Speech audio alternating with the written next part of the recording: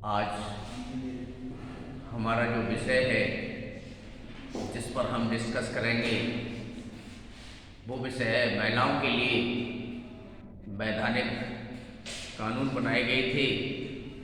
आप देख रहे हैं 19वीं शताब्दी में हमारे यहाँ जो सोशल रिफॉर्मर थे उनमें सबसे पहले राजा राम मोहन राय का नाम आता है और उन्होंने देखा कि महिलाओं की स्थिति समाज में बड़ी खराब है, तो उन्होंने सबसे पहले सती प्रथा जो हमारे यहाँ थी, किसी महिला का पति मर जाता था तो उसके मरे हुए पति की चिता में उसे भी समर्पित कर दिया जाता था।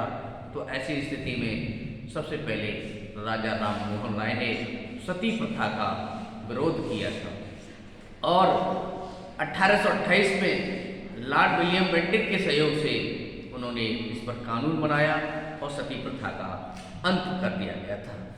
उसके बाद हमारे समाज में जो महिलाएं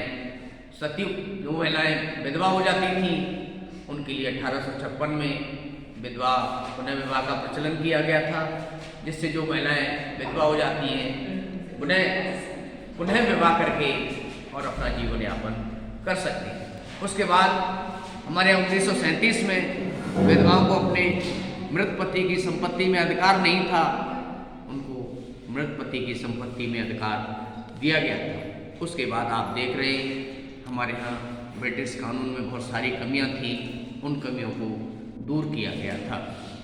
आज़ादी के बाद हमारे यहाँ 1954 में विशेष विवाह अधिनियम पास किया गया था।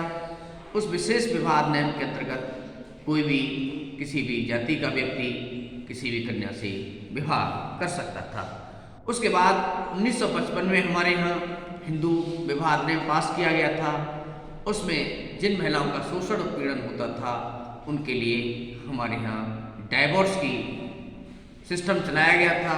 अगर कोई किसी महिला का शोषण उत्पीड़न करेगा तो ऐसी स्थिति में वो न्यायालय में जाकर के अपना डाइवोर्स ले सकते थे।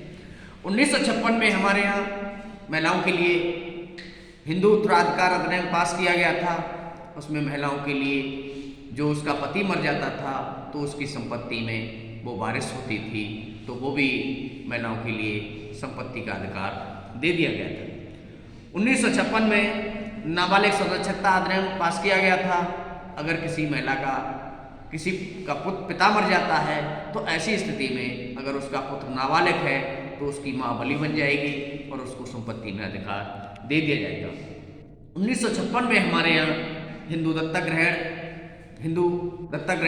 अधिनियम पास किया गया था और उसके अंतर्गत ये व्यवस्था की गई थी, अगर किसी पति और पत्नी के पास कोई संतान नहीं है तो दोनों की सहमति से वो संतान को ले सकते हैं, जिससे मरने के बाद उनकी जो संतान है वो जायज संतान होगी, वो संपत्ति की उत्तराधिकार होगी। उसके बाद 1956 में कन्याओं के लिए अनैतिक व्यापार निरोधक अधिनियम पास किया गया था। हमारे यहाँ कन्याओं का महिलाओं का शोषण उत्पीड़न होता था, जिससे उन्हें अनैतिक तरीके से उनका व्यापार होता था, उसको भी रोक दिया गया था। उसके बाद 1961 में हमारे यहाँ दहेज निरोधक अधिनियम पास किया गया था। अगर कोई दहेज लेगा और दहेज देगा तो दोनों के खिलाफ कार्रवाई की जाएगी। ये सारे कानून हमारे यहाँ आज़ादी के बाद लागू किए गए थे, जिससे महिलाओं के लिए कोई प्रॉब्लम क्रिएट नहीं हो। Thank you. ओके।